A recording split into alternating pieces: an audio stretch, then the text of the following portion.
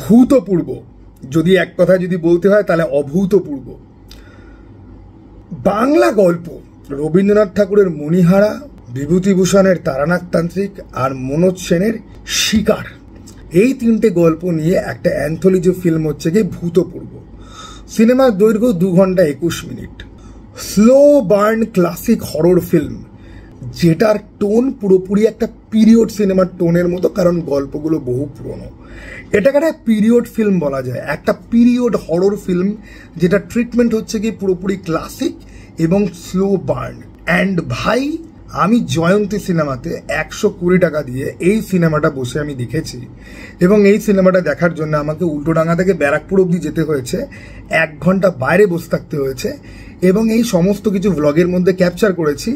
এবং ভাই আমি খুশি এই সিনেমাটা দেখে। এই যে 2 দিন আগে ভোগ বলে যে জঘন্য একটা কাজ দেখলাম হইচইতে, বা বাৎসরিক বলে হরর জেনারে শ্রাদ্ধ করে দেওয়া যে কাজ দেখলাম, সেইটার এই দুটো কাজ দেখে যে বীতশ্রদ্ধ মনোভাবটা তৈরি হয়েছিল, সেইটার পারফেক্ট অ্যান্টিডোট হচ্ছে কি ভূতপূর্ব। ভূতপূর্ব এমন একটা সিনেমা যেটাকে কাইন্ড অফ ড্রাইভ করে হচ্ছে গিয়ে গল্প, পারফরমেন্স আর অ্যাটমসফেরিক বিল্ড আপ। প্রথম গল্প হচ্ছে গিয়ে রবীন্দ্রনাথ ঠাকুরের মণিহারা।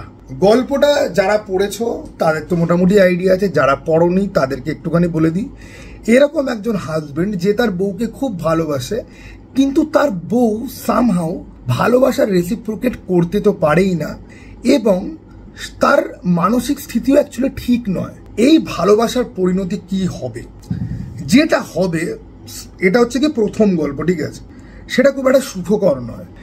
এই গল্পটা ভাই যেরকম সেট ডিজাইন, যেরকম রাত্রিবেলা সিনেমাটোগ্রাফি, এবং যেরকম সত্যম ভট্টাচার্য আর অমৃতাদির পারফরমেন্স, অমৃতা বন্দ্যোপাধ্যায় বোধহয় খুব সম্ভবত নাম, আমি ওনার বেশ কিছু কাজ দেখেছি। হইচইতে একটা এরকমই একটা কিছু পাঁচ ফোড়ন বা 5 মিশালি প্রেম এরকম কিছু একটা ছিল, সেখানে অনিন্দর এগেনস্টে উনি ছিলেন, যে ওর বডি চেঞ্জ হয়ে যাবে, তো ও অনিন্দর গার্লফ্রেন্ডের ভূমিকাতে ছিল। তো এই মহিলার মধ্যে যা ব্যক্তিত্ব রয়েছে না, এবং জানো তো বাংলাতে যখন কোনো কাজ যখন দেখি, যেই সমস্ত মহিলা অভিনেত্রীরা যারা থাকেন, অনেকেই আছে ভালো পারফর্মার, ক্যারেক্টারটাকে ভালো করে পুল অফ করে দেয়, কিন্তু অমোঘ আকর্ষণ বা রহস্যময় ব্যাপারটা, বা সিম্পলি ইরি ব্যাপার, বা ক্যারেক্টারের মধ্যে এমনভাবে ঢুকে গেছে যে যেটা দেখে তোমার লিটারালি অস্বস্তি হবে, এই লেভেলের হাই পারফরমেন্স কিন্তু বহুকাল ধরে আমি কাউকে দিতে কিন্তু দেখিনি। প্রথম গল্প মণিহারাতে অমৃতাদির যে পারফরমেন্সটা, ভাই আমি রিয়েলি বলছি, মানে শুধু ওই পারফরমেন্সটা দেখেই তোমার গা কিন্তু শিরশির করবে, ঠিক আছে। এবার দেখো, এটা অ্যান্থোলজি, 3টে গল্প রয়েছে, এটা হচ্ছে কি প্রথম গল্প, ঠিক আছে। কিন্তু এই গল্পটার একটা ফল্ট হচ্ছে গিয়ে ক্লাইম্যাক্সের একটা সিন আছে, যেই সিনটার মধ্যে ভিএফএক্স ইউজ করা হয়েছে। ভিএফএক্সটা ভালো না, কিন্তু তাই বলে কিন্তু প্রথম জিনিসগুলো যে তোমার খারাপ হয়ে যাবে এক্সপিরিয়েন্স, সেরকম নয়। এটা হচ্ছে গিয়ে প্রথম গল্প মণিহারা। দ্বিতীয় গল্পটা হচ্ছে গিয়ে এই 3টের মধ্যে স্টোরি ওয়াইজ সব থেকে উইক, কিন্তু ভিজুয়ালি সব থেকে বেশি অ্যাপিলিং। এটা হচ্ছে কি বিভূতিভূষণ বন্দ্যোপাধ্যায় তারানাথ তান্ত্রিক, কাইন্ড অফ তারানাথ তান্ত্রিকের অরিজিন। সপ্তর্ষি মৌলিক তারানাথ তান্ত্রিকের ভূমিকাতে অভিনয় করেছে, আর রূপাঞ্জনা মিত্র সেই গুরুর চরিত্রে অভিনয় করেছে যে তারানাথ তান্ত্রিককে ক্ষমতা দিয়েছে। এইখানে কিছু ভিজুয়াল আছে, যেই ভিজুয়ালগুলো বাজেট যদি আরো বেশি হতো, ভিএফএক্স যদি আরো ভালো হতো, তাহলে আরো ভালোভাবে কাজ করতো। তা সত্ত্বেও গাছের ডালে একটা প্রাণী রয়েছে, ওটার যা শট, ঠিক আছে, বা সব দেহের ওপর বসে সাধনা করছে, কিছু হন্টিং শট রয়েছে ভাই। এবার গল্পটা না ওটা দুর্বল, তারানাথ তান্ত্রিকের গল্পটা ভালো করে ফোটাতে পারেনি অ্যাকচুয়ালি, কিন্তু ভিজুয়াল এলিমেন্ট এই গল্পটার মধ্যে এত বেশি। আর পারফরমেন্স, রূপাঞ্জনা মিত্রের পারফরমেন্স, আমি ট্রেলারটা যখন দেখি তখন আমি মেনশন করেছিলাম যে আমার ভালো লাগেনি ওনার পারফরমেন্স, কিন্তু সিনেমাতে অ্যাকচুয়ালি ওনার পারফরমেন্সটা ভালো লাগে, ঠিক আছে। শ্রীতমা বৈদ্য বলে আরেকজন অভিনেত্রী রয়েছে, আমি সৌভিকদার ছবি দেখে তার নামটা জানতে পারলাম, তার একটা খুব ছোট্ট একটা পোর্শন রয়েছে। ওই সেকেন্ড গল্পটা না, ওই অ্যাটমসফিয়ার ও অভিনয়ের জোরে কিন্তু উতরে যায়, গল্প হিসেবে কিন্তু দুর্বল, ঠিক আছে। মানে দেখো, বিভূতিভূষণ লিখে গেছে খুব ভালো, ওটাকে স্ক্রিপ্টিং ভালো করে হয়নি, কিন্তু ভিজুয়াল এলিমেন্টে সব থেকে বেশি এনরিচিং হচ্ছে কি ওই পার্টটাই। থার্ড গল্পটা হচ্ছে কি বেস্ট অফ দ্য বাঞ্চ, ওকে। সুহূত্র আর সন্দীপ্তার গল্প পোস্টারে তোমরা মাল্টিপল তোমরা দেখতে পাচ্ছ। এইবারে সুহূত্র আর সন্দীপ্তার গল্প দেখে রণবীর সিং আর সোনাক্ষী সিনহার লুটেরা বলে একটা ফিল্ম ছিল, ওটার কথা তোমাদের মনে পড়লেও পড়তে পারে, কিন্তু আমি কিন্তু সিমিলারিটির জন্য এটার কথা কিন্তু বলছি না। তিনটে গল্পের মধ্যে সব থেকে বেশি ইমোশনালি ভারী এবং ইমোশনালি ড্যামেজিং গল্প এটাই। এবং সুহূত্র একটা ম্যানিপুলেটিভ চরিত্রে অভিনয় করেছে, বেশি বললে পরে স্পয়েল হয়ে যাবে। বেসিক্যালি সুহূত্র যেই ইভিল একটা ক্যারেক্টার ও প্লে করে, তোমরা শুরু থেকেই বুঝতে পারবে যে ক্যারেক্টারটা ইভিল, সেটা লুকানোর চেষ্টা করা হয়নি। এবং সুহূত্রর পারফরমেন্স হচ্ছে কি গিরগিটির মতো, ওই যে বলে না যে শয়তান না গিরগিটির মতো রং বদলায়, সুহূত্র ক্যারেক্টারটাকে এই লেভেলে নিয়ে গিয়ে প্লে করবে না, তোমার রীতিমতো মনে হবে যে পর্দার মধ্যে ঢুকে ওকে ঠাস করে দুটো থাপ্পড় দিই। আর সুহূত্রর পারফরমেন্স, মায়েরই বলছে, আমি সুহূত্রর অনেক কাজ দেখেছি, একেন ফেকেন ইয়ে, এইটা হচ্ছে গিয়ে সুহূত্রর এমন একটা কাজ ভাই যেটা একদম সুহূত্রর বেস্টও বলা যায়। সুহূত্র ফাটিয়ে অভিনয় করেছে এখানে। এবং এই গল্পটা না সামাও রবীন্দ্রনাথ ঠাকুর আর বিভূতিভূষণের থেকে মনোজ সেন কিন্তু ওনাদের লেভেলের কিন্তু নন, কিন্তু অ্যাকচুয়ালি এইটার প্রেজেন্টেশন সব থেকে ভালো হয়েছে। এবং সন্দীপ্তা, তানুক শব্দের অর্থ কি যখন বিশ্বনাথ চক্রবর্তী এক্সপ্লেন করছে, তখন আমি বুঝতে পারছি যে সন্দীপ্তার ক্যারেক্টারকে নিয়ে বলা হচ্ছে।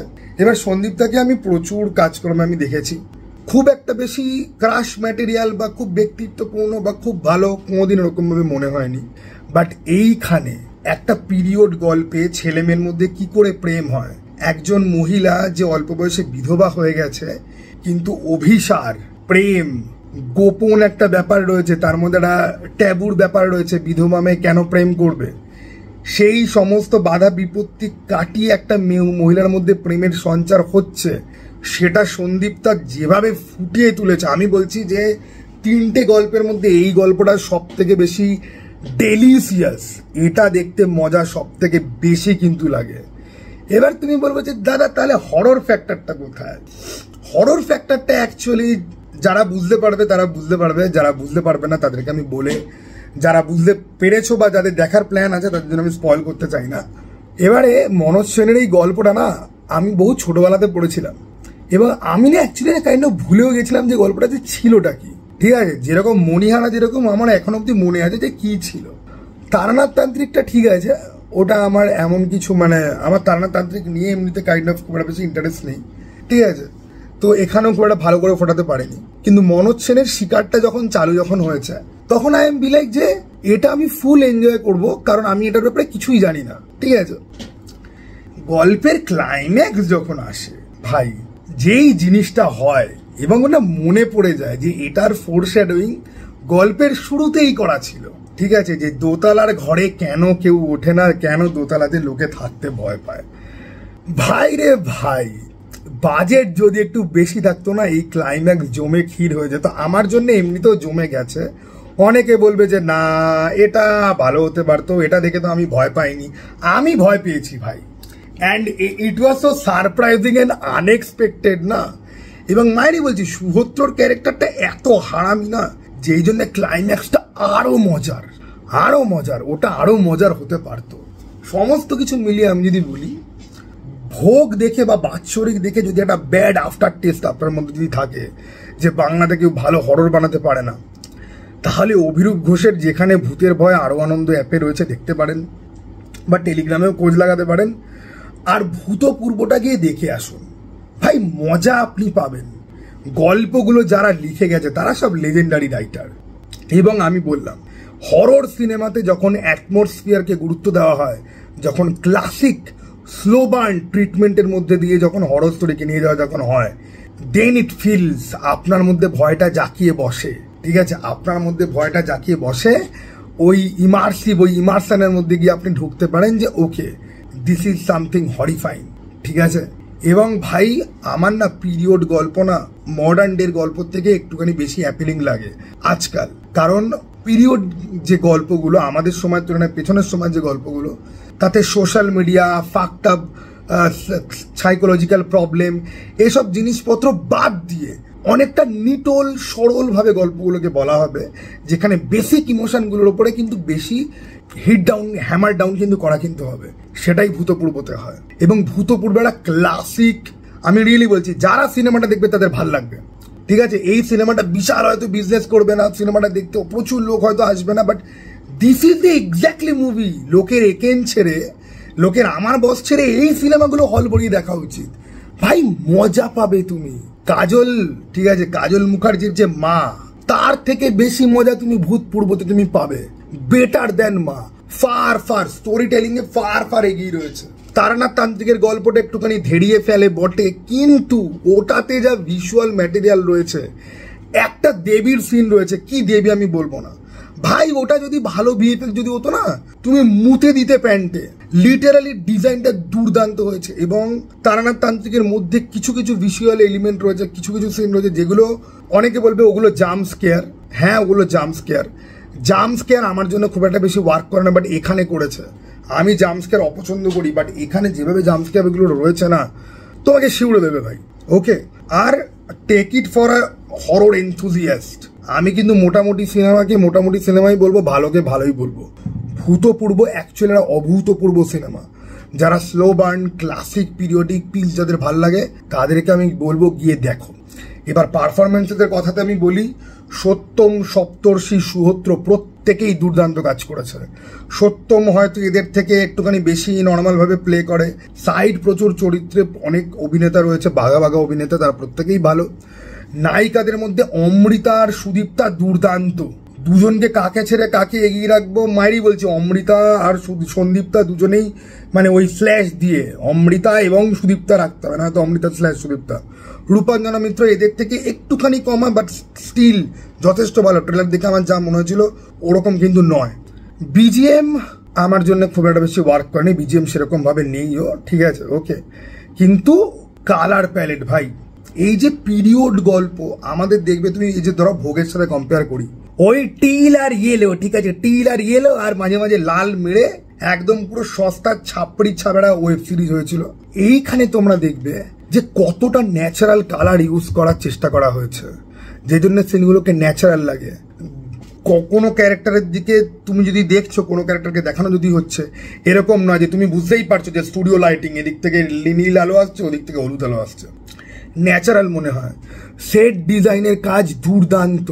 ড্রেস, মেকআপ, ওইগুলো দিয়ে যে পুরনো সময়ে যে বোঝানো, বা ধরো 3 নম্বর যে গল্পটা সন্দীপ্তা সুহোত্রর, ওখানে যে বাড়িটা ইউজ করা হয়েছে, লাইব্রেরি, বাড়ির পেছন, সেট ডিজাইন দুর্দান্ত। মণিহারাতে একটা অট্টালিকা দেখানো হচ্ছে, অট্টালিকার সামনের জমি দেখানো হচ্ছে, দুর্দান্ত।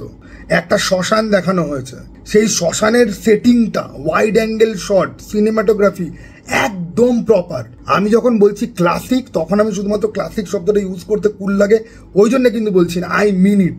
ঠিক আছে, যারা সিরিয়াস হরর এনথুজিয়াস্ট রয়েছে তারা এই সিনেমাটা কিন্তু মিস করবে না। ওকে, চলো টাটা ভাই, আবার জন্য দেখা ভাই।